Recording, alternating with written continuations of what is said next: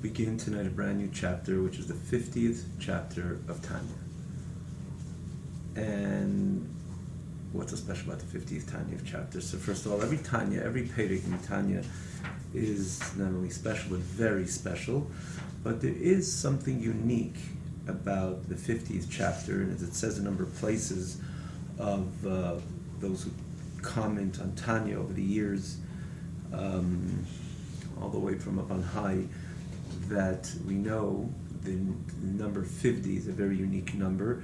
It's, as it says, Nun Shari Bina, there's 50 gates of Bina. Bina literally means understanding, comprehension, and when we say Shari Bina, it's gateways into Bina, understanding and perceiving and appreciating Elokus, godliness. And each gate is another level, a deeper level, with this comprehension of Elokus, of godliness. And the 50th is the highest gate, hence the deepest level of connection, again, in intellectual basis, an intellectual type of connection to Elokus, or the connection to Elokus based on an understanding, which is naturally on its own, not only an overall knowledge of Elokus, but Bina, which means a comprehensive understanding of Elokus. And you speak about the 50th, means to say it's the deepest connection via this kayach of Bina, this kayach of comprehension. So, for that matter, it says that there is a very big there's a quantum leap step from the 49th all the way to the 50th. In other words, that the 49th, naturally every gate is another higher and yet deeper level of comprehension within Elokus.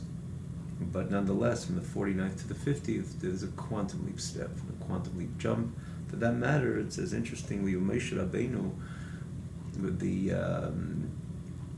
he reached the 49th shar, the 49th gateway, in his lifetime, but he could not reach the 50th gateway in his lifetime.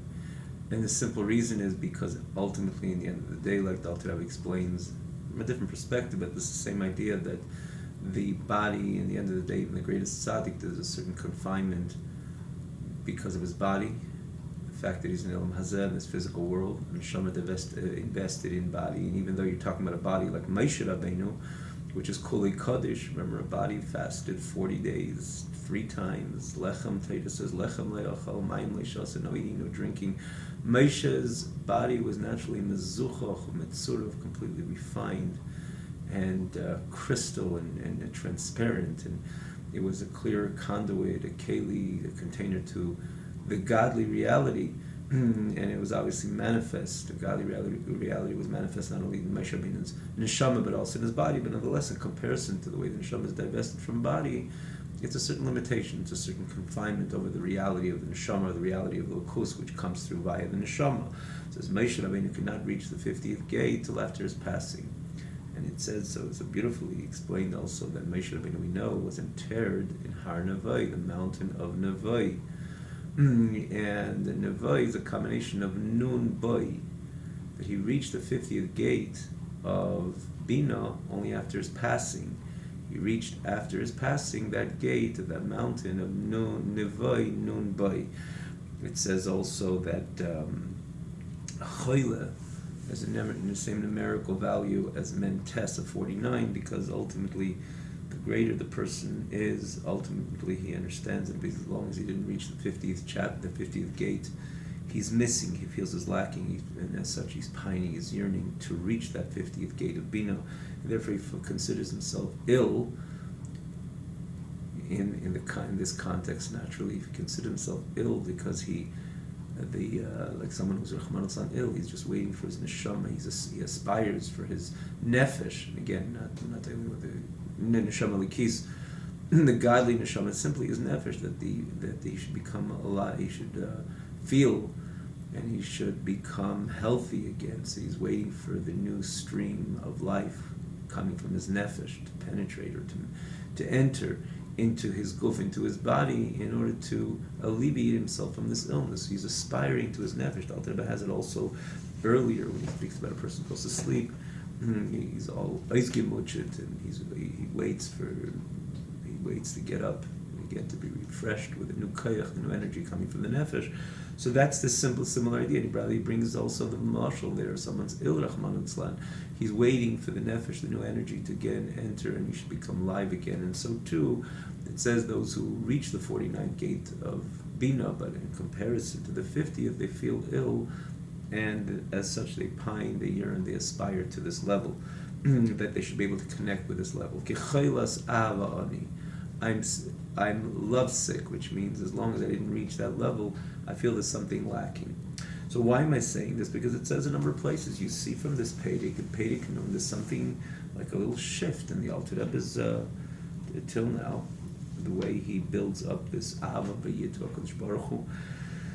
In the previous chapters, in Pedic Nun also, it's about Ava, it's about love and so on, but there's a shift that Delta, you see, you just learn this chapter from beginning to end, you realize that this is a very unique and distinct type of message. And you could, without a doubt, say, and again has been said, that the Alter Rebbe was alluding that to the Shara Nun, not necessarily that someone just learns it. Any person who learns this reaches that Shara Nun. We could all understand that it's not exactly so, but nonetheless, he's alluding to something very different than the gradual, if you will, Pedic after Pedic message. And messages, even in the last few chapters, we speaks about the different levels of Ava and Krishma, V'Ahavtas Hashem Elokecha, and so on. And he comes in and he explains something totally new. And is like, just like we said in Pedic Lamed Beis in Tanya, speaks about Avas Yisrael, loving another fellow Yid, and the Pedic is Lamed Beis, which is Lev, which is about heart, which is about love. So too, it's brought that Pedic Nun, the Alter Rebbe is again saying there's something very different in our relationship to HaKadosh Baruch Hu, the Ava, the Yid, love and passion of the Yid to HaKadosh Baruch Hu. So having said that, I just want to mention, as we note all the time, all the previous classes, you can see them online on this TanyaOnline.com website. Encouraged just because it's easy to follow, not so much of the sheer itself. It's easy to follow. It's set up in a very accessible and thoughtful manner, that as the text is a separate scroll bar from the full text and the translation, but it comes up as a separate scroll bar from the actual class itself, so it's easy to follow, and also easy access to all the previous classes, for that matter, from the very beginning of Tanya accordingly. So we begin Pedic Nun, all these different levels of love, HaKadosh Baruch Hu, which was mentioned before, Hein Misitra di Yamina, from the right side of Chines Kain Ish Chesed, and associated with Kohen, which is also about Ish Chesed, like the Gemara says, which is about Chesed, is about the right side. And we know there's Chesed in Gvura, and we mentioned a number of times that the expression of a Yid to HaKadosh Baruch Hu, if it's passion, if it's Abbas Hashem, Yiras Hashem, fear, reverence, naturally associated usually with Gvura, Ava more with Chesed, because again, kindness is synonymous with Ava, with love. So when he speaks about Ava, he says from the right side, he speaks about the level associated with Kohen. Kohen is a Chesed, right? The Kohen, the Levi, one is associated with Chesed, and Levi is Gvura, as it's known, brought in so many places, in Chassid, in Kabbalah, and Chassidus, and so on. And this is called Kesef HaKochim. The money, literally, rather, when you say Kesef HaKochim, means the silver of the Kochim, right? Because the Kochim was associated with Kesef, Zav, Necheshis in the very beginning. When Hashem told Am Yisrael, Moshe Rabbeinu, to build a Mishkan, there was the Kesef HaKochim, which is an integral part of the Mishkan. But in this context, it's the Kesef of holiness, and Kesef has that connotation of Nichsev, Nichsafto, the base of Yicha. You aspired, you yearn, you pine to your father's home, which this is what Esav tells Yaakov. If you recall, when Yaakov left Esav, Lavan, Yaakov left Lavan. Lavan caught up to him, and he was lamenting of the manner that he left, and he says, you desired to go back to your father's home, which was Yitzchak naturally, V'shavti v'sholem el beis avi. So he uses the terminology, nichseif, nichsafti, you aspired, you desired, you pined to go back. So this is the holy kesef, that aspiration, that pine, the yearning of the neshama to be connected to on high, to HaKadosh Baruch Hu, that love, that drive, accordingly. However, the Alter Rebbe says, there is another level of love which ascends on all these different levels, which we enumerate and which we mentioned, learned about, and articulated in the previous chapters. There's one level which stands not only just a bit different, a bit distinct, and maybe a bit deeper, but ha'oila al kulono is greater and stands over all these previous levels of ava, way above. It's a total different idea. And again, this is synonymous, which we mentioned at the very beginning of the chapter. Shara nun, it's something totally different. Back to the chapter over here, Kemailas Hazav ala Kesef, like the advantage of gold over silver. And what's the advantage of gold over silver? You ask a 5-year-old, he'll be able to tell you. We all know gold's a different quality. It's not just a bit better than silver, and hence a bit more expensive than silver. It's a qualitative difference, and therefore everything about the gold, its price, its appearance, everything about it is significantly different and significantly greater than silver. So we deal with this ava called kesef hakochim, the nichsev nichsafti of whole, in other words, to the divine, but again, it's associated with kesef. There's something which is associated with zahav. And as such, this ava is way greater, significantly greater than the ava associated with the other ones mentioned, associated with kain shachesed, like the advantage of zav, gold, over silver. And this love is not so much associated with with chesed, but rather with gvura. Now, how would ava be associated with gvura? Isn't gvura more about yira, fear, trepidation, awe, reverence, discipline?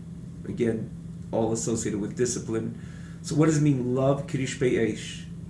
So he explains, what is the love like a flaming fire?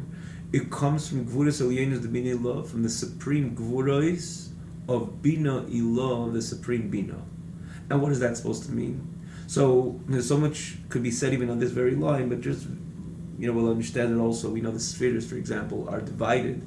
And usually they come in one straight line. Chochma, bina, das, chesed, gvuras, veres, netzach, chayt, yisod, malchus. It's explained in Chassidus that in the end of the day, one leads to the other. And even though there sometimes das is over chochma bina, because again the unique faculty of das is explained in the end of the third chapter. But even there, it does follow chochma bina in that context of gimel and peri gimel. Even though it does say a number of places that it's beyond, again because of its unique quality, its unique and the unique quality of this particular faculty of das. But generally, it's in a straight line. But it says other places in Kabbalah that the midah is starting from Hashem's spheres, rather, they're divided differently into three, compartmentalized into three. There is Chacham Min, Bago Mi'asmail, and Dati right in the middle. And explains again in Kabbalah and Chassidus, again, we could speak a lot about this, but just let's try to get the understanding, at least minimally, to be able to go on and see what the message over here, the Ava associated with Kirish Be'esh. So just the Gvuras Elyonos, the Bina Ilah, when you notice this division, you see Chochma, Chesed, Netzach. To the left is Bina, Gvura, and Haid. Now, why is Bina on the left? And right away you see the connection of Bina and Gvura. As it Gvuras Elyonos, the Bina Ilah. We find the same words. The supreme Gvura of the supreme Bina.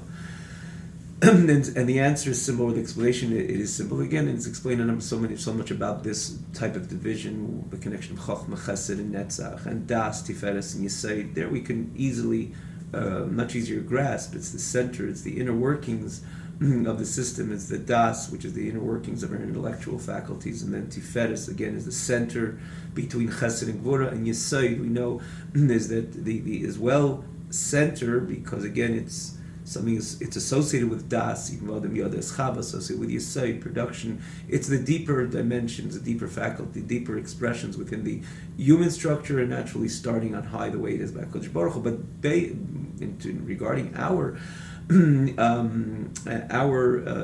this which we're dealing with over here, bago, bina gvura, because gvura is just like in a simple sense, mayim is compared to chesed is compared to water, gvura to fire. Fire is heat, fire is passion, fire divides as well. While water brings things together, makes things stick together, fire divides. Even if you put up water, you see when you put it and you heat it up, you see the sediments starts dividing itself in the water. Fire has a koyach to divide. And that's really what Bina is all about. Bina is about dividing. Bina is about understanding. When we say the difference of Chochmah and Bina, Chochmah is a very strong, potent appreciation of a matter, a grasp, a potent type of, or a deep type of grasp, a potent type of grasp. It's a flash, like it's explained a number of times. But Bina will take that flash, take that information and start dividing it, dissecting it, articulating it. And we see the connection of fire. It's about dividing, articulating, dissecting. And that's what Bina is all about. And that's the immediate relationship with Bina and Gvura, because the whole Bina is a type of Gvura. It's about identifying, dissecting every matter, that it's not just one bunch, something stuck together, if you will, but it's about the details, and it's about the division, it's about the dissecting and so on, associated with fire, gvura, and so on. Now, that's how it is, the terminology of Kabbalah, bagod, mismea, smile. Smile is obviously because gvura is smile. And chesed is yamin, and then gvura is smile. But how do you translate it in reality over here, or the way it explains over here? We're not just going through these, terminology, the list, the way it is in Kabbalah, but what does it really mean? So he says there's a certain hisbeinenus in the greatness of HaKadosh Baruch Hu, pondering in the greatness of HaKadosh Baruch Hu, that a person which literally lose it, subsumed and consumed into the infinity of HaKadosh Baruch Hu, to extend like a fire which has no interest, as Alter Rebbe explains in this 18th and 19th, namely 19th chapter, that the fire, you notice, different than anything else within Elam Hazeh, has an opposite nature, where while everything gravitates downwards, the fire is jumpy. Where is it going? Where is it jumping? So it says it wants to leave, and it jumps in a way that if you don't hold on, if you don't have a wick, if you don't have a match or whatever is holding the fire, it will truly leave. And where is it going? So the Alter Rebbe explains based on the Rambam. The Rambam says the Yesod of Eish is l'mayla tachas galgal yareach, while the other Yesodis, or the four Yesodis, the four foundations of Elam Hazeh, and this is something which we are able to know exactly where they are. In other words, they're in front of us, give or take. In other words, there's Yesod Ofar, Mayim on top of that, the Avir, the air, but the Yesod Eish, it says it's on high. It's the source of fire. It's on high, and therefore, like everything the reason why everything gravitates downwards, because everything gravitates to its source. Fire also gravitates to its source, but it's because its source is on high, therefore it gravitates upwards, not downwards. And it has a strong passion to leave the wick and leave that whatever's holding it down, the piece of wood or whatever holding it down, and where's it going? Where's it running? As Alter Rebbe said, it's running just to be part of its source. And what happens when it becomes part of its source? What happens to it? Does it feel good? Oh, now I came home, I'm good, I feel much more comfortable, at ease, and this is where I could expand myself in my buffer zone, in my zone and domain of comfort. Alter Rebbe says the opposite is true. The fire has one desire, to become one with its source and lose itself to its source and become nothing. Nothing is no thing at all. That is the desire of the fire, to become part of its sheidish makor, part of its root, part of its source, and be completely consumed into it to the extent of non-existent. Non-existing, which means it can be a non-existent reality. You would ask the fire, why would you want to do that? He says, there's no why. Again, this is pretty much a lot of these words taken from that chapter Yud Tes, the 19th chapter of Likutei Moharan, which is again a click away. You could just see it. Just go down the left scroll bar, and you'll be able to see the message of the Alter Rebbe. He says, "Neir Hashem Mishmasam." This is the nature of the soul. It doesn't want to be what it wants not to be. It wants to be part of the godly reality. And what happens when it becomes part of the godly reality? It comes to a state of not. From the perspective of the soul, the neshama, the godly soul, who cares? I don't want to be. I want to be part of the godly reality. I don't want to be the mitzias, an entity on my own. And the whole reason why I'm empty, because something's holding me down. And in this case, it would be the body. And why would Hashem establish this phenomenon that a neshama wants to become part of the godly reality, should be anchored down into guf? Yes, there's a mandate, and the Eibishter gave a mandate to the neshama, which is difficult for the neshama, but in order to transform, elevate, sublimate the body, the nefesh bahamis, and ultimately his lot in this world, and introduce that fiery passion to God within the body, within the animal soul, and in the body, and ultimately to his chelkei ba'elam, his lot in this world. So that's why Hashem, but from the perspective of the neshama, it'd rather not be. Because that Neir Hashem Nishmasam, that's the very nature of fire, is rather, I don't want to be, I don't want to exist. I just want to be part of the Shadish, part of my Makar, even though there I would cease to exist completely. But I don't care. Does it make sense? Doesn't have to make sense. That's the point of nature. Again, there the Alter Rebbe says, in this context, nature means something which you cannot rationalize. In this context, that is the meaning of nature itself. Teva, Shema Mushal, there he says something which is something which is not rational, something you cannot make sense of, and that's the very nature of the neshama, that it is rather not be.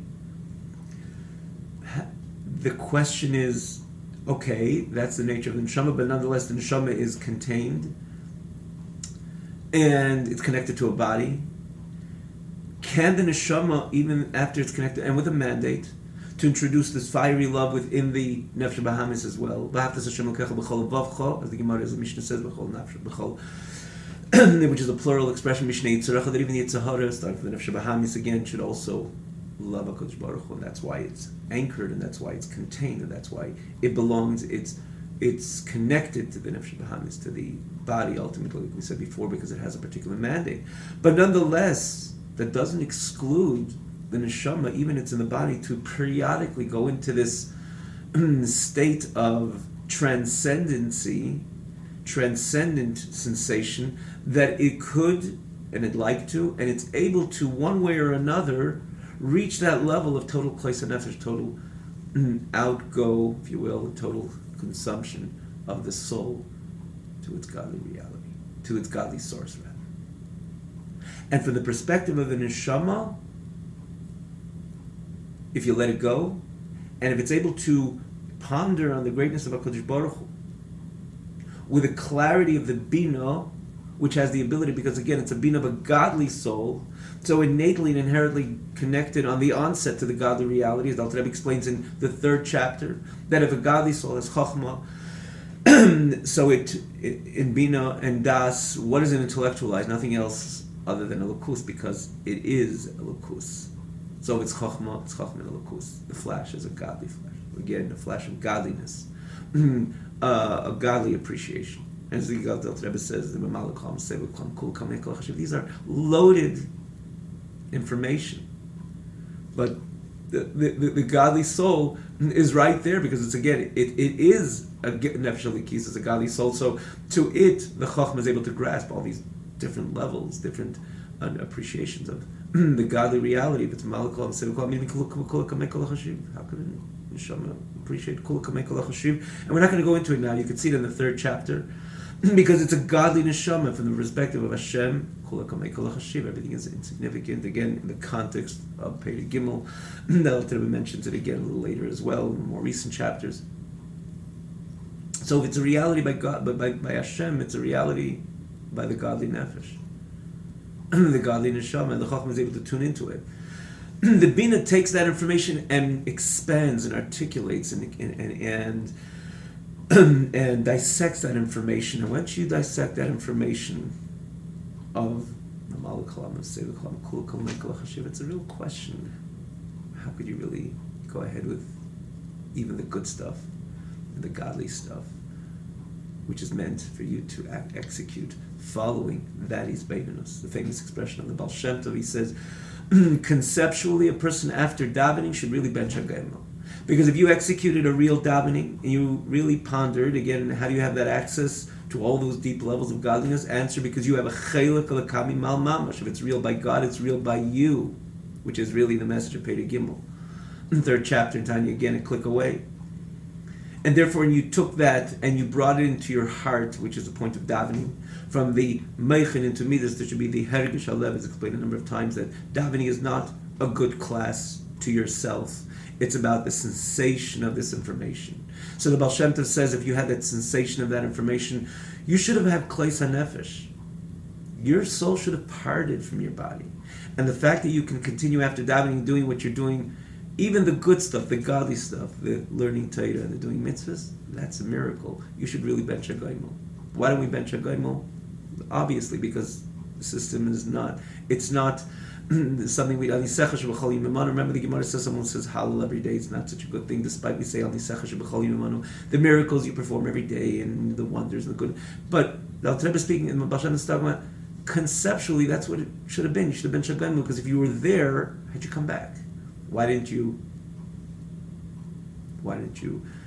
completely lose it to the Ein-Sof? And we found this in history, for that matter, quite a few times. Nadav Avihu, it says, you can learn a little bit, he says that the Nadav Avihu had such a pining and such a yearning to Elokus, to godliness. They went into the Kodesh, and they went into the deepest levels of the Mishkan, in order to connect to this deepest levels with Elokus. In a way, they had that sensation of these levels of Elokus, and therefore they had Kleis HaNefesh, and that's why they expired physically. So if it happened to Nadav Avihu, that they actually expired because of this Kleis HaNefesh experience, that says that ultimately, in essence, it could happen to anybody. Now, there are stipulations, because not everybody, someone can't have his fork in like we mentioned in the last class, in a piece of kugel and have this Nadav Avihu experience. No, it means that a person elevated himself, sublimated his body, and refined his body, and everything about him. He's on a level, and like Nadav Avihu, they were great people, great tzaddikim. For that matter, if you remember that Hashem told Moshe Rabbeinu, Bikrei Vayakodish, and Moshe turns to Aaron, and he says, in other words, with these two boys, I became sanctified. And as Moshe Rabbeinu turns to Aaron, he says, I thought that the Mishkan would be sanctified with me or you, but I see it's neither of us. It's with your children, Nadav and Avihu, which tells us about the great level that Nadav and Avihu were truly on. And they were great tzaddikim, and therefore they had the ability to experience this expiration of their body again, as a result of their consumption of their soul to its shadish, to its source, which led to that expiration of the body. Now, that tells us in the end of the day, from the perspective of the neshama, this can all transpire by virtually anybody. The story of the Alter Rebbe, there was a famous story with the, I'm not going to go into it now, but the bagel and butter that he was learning with the so the way it was set up, the Maggid set it up, that the Alter Rebbe learned Nigla, the revealed part of Torah, with the Mizrich Maggid's son, named Avram Malach. For that matter, he was called Avram Malach, Avram the angel, because he was completely removed from the Hagsham of Elam Hazeh, from the Gashmias of Elam Hazeh, the physicality. Or he was called an angel because he was very much like an angel. Human being, but everything about him was an angel, and he taught the Alter Rebbe the Pnimis HaTorah. Remember, the Alter Rebbe came to Mizrich, so he taught the Alter Rebbe Pnimis HaTorah, the esoteric part of Torah, and the Alter Rebbe taught him Nigla Torah. And there's a number of stories, rather, in this unique chavrusa, if you will. But there was a certain time that the Alter Rebbe, he noticed Alter Rebbe grabbed a bagel and butter and made a bracha and ate it. I once heard the story that someone asked about bagels, mezainis, whatever it was obviously the right bracha. Al Rebbe was the producer of the Rab Shulchan Aruch. So it's interesting. I hear someone asked this question. In any case, what was the story then? So it's a longer story, but the point is, Al Rebbe said that if he wouldn't grab that, he would have experienced Kleis HaNefesh. And now he wasn't boasting about himself having Kleis HaNefesh. It was just a natural expression or telling why he needed that to hold his body down, to hold his neshama down. Because if it wasn't this which Al Rebbe was pondering on at that time, appreciating, experiencing the ecstasy of Elokus at that moment, Al Rebbe testified that it would have led to a complete consumption of his neshama, to its creator, to its source, to its mucker, to its root and source, which is Hashem, and then the body would have been left behind. And Al Rebbe knew that that's not the ultimate objective. The ultimate goal is neshama, the combination of neshama and body, just because of the mandate that Yid has to bring about a lukus godliness into this world, starting from within himself in this world. So Al Rebbe grabbed the bagel and butter and ate it just to be able to avoid that experience of Kleis HaNefesh. So one could say, well, that's the Alter Rebbe, that's not the Vavi. True, granted. And Alter Rebbe himself says over here, there's certain stipulations which are obvious, and we could appreciate it, and a person should experience this type of experience. Granted. But the point is that in the end of the day, the neshama, from the perspective of the neshama, this can all exist, this could all transpire, this could all unfold, because the neshama remains always a chelik lekami mal mamash, and therefore it could always have that bina love, expansion of an understanding and appreciation of elokus, to establish not just a love, a drive to something, but a passionate love, right? Passion, fire, a fiery love to elokus, which could ultimately lead to Kleis HaNefesh. And that's the advantage of this type of love, which is associated with gvura over chesed, because you're not just driven to something. You're not just driven to something in a way that you appreciate it, you find delight in it, tainugim and avah b'tainugim. You're dealing with a love which the person goes crazy about God, literally, like that. I'm saying this terminology is because that Rambam himself speaks about avas Hashem. He writes avas Isha, that the person becomes lovesick. Chaylas avah. That's really the terminology which we mentioned before. Chaylas avah, that the person becomes lovesick. He cannot contain this level of love, because again, as we mentioned, it's associated with gvura, eish, fire, passion. This is something very different. And therefore it can lead to Kleis HaNefesh. And therefore this is a type of love which is Eilal Kolana. This is not the Avo Kesev HaKodshim associated with Chesed, calm, tranquil, serene type of experience. This is something which is just the opposite, as we're going to Bez Hashem learn this coming week. But just to read the line, he's Beinanus Bigdil Sin Sabaruch, and again he writes the Kula Kamei Kol HaChashiv, which is a unique Izbeinus. If we think about it very deep, as we mentioned the other day, if we think about the idea that which is tantamount to this type of Izbeinus of Kula Kamei Kol HaChashiv. It's not there's the Eibishter and there's a world. From the Eibishter's perspective, there is no world, just like before creation, what was here, right over here at this table, at this shir, was Hashem himself. What is there now? It's not that there's a world and Hashem is in charge and controls because he's Hashem, he's God, and so on. From the perspective of Hashem, it's the same reality. And therefore, nothing is truly existent and significant. Again, in this context of significance, meaning to say it's not something, it's not a mitzvah, it's Hashem Echad U'Shmei Echad, here and now. And if we think about it deep enough, a person could really get there. The only thing is, the Alter Rebbe himself says, it has to be a refined person, a person who truly lives a refined life. There's nothing which divides him and HaKadosh Baruch Hu, which is basically the idea of sin. Because when there is a barrier between a Yid and HaKadosh Baruch Hu, how could he reach this level of this type of sentiment towards his Creator if there is a barrier, and the barrier is naturally sin? So the Alter Rebbe says, it has to be acharik dimas yiras achet.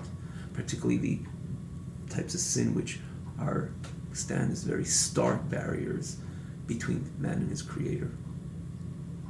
But when a person doesn't have that stuff and is able to elevate himself, in other words, as such, he doesn't have anything holding him down, and therefore he's able to elevate himself and truly ponder with his Bina Ilah, the supreme Bina, he can enter into this type of unique type of Ava, which is a different type of Ava. As we're going to learn and explain Be'ezus Hashem, and or in other words, go through the text Be'ezus Hashem this coming week to appreciate the message. And ultimately, I must add, ultimately, the Alter Rebbe says, where does a person reach? What is the ultimate conclusion? When he experienced this kind of Klais HaNefesh experience, what is his conclusion? To just really expire and truly to be one with Hashem, like he says, just to pour himself out and to melt into the bosom of his Father. And Alter Rebbe says, to the contrary, because he got close to the core of Hashem, he feels this type of HaKadosh Baruch Hu, this kabet nisav HaKadosh Baruch Hu, which is, this is the core essence of HaKadosh Baruch Hu, to have a dwelling place down here in this physical world. He feels it like nobody, and like never before, like nobody which did not reach this level, and therefore, to the very contrary, his ultimate, the passion is turned around completely, a 180 degree, and because he connected to the core of HaKadosh Baruch Hu, which the core of HaKadosh Baruch Hu wants a dira b'tachteinim, and his whole aspiration, his whole passion is just the world should become a dwelling place for HaKadosh Baruch Hu. The world should light up. The world should, in every part of the world, because they wants a dira b'tachteinim in every part of the world. If you see a tzaddik that he had one goal, that the entire world should announce and pronounce Hashem Echad, this tzaddik is not just into campaigns of establishing centers which are there to promote and disseminate Hashem Echad. This is a tzaddik which has a type of Ava to HaKadosh Baruch Hu like nobody else. As with Be'ezus Hashem, and Be'ezus Hashem, nobody else in his kind. And Be'ezus Hashem, we will learn about understand this again as we'll go through this chapter, and again the ultimate unique conclusion of the Alter Rebbe, because it's like a real 180 degree, but the Alter Rebbe says to the contrary. You feel that godly passion of Dira B'Tachtein more than everybody else, that tzaddik, or that person, because he touched the core of HaKadosh Baruch Hu, based on this unique Ava, which is Ava Kirish Be'esh, as opposed to Ava, which is Nimshechas Kamayim.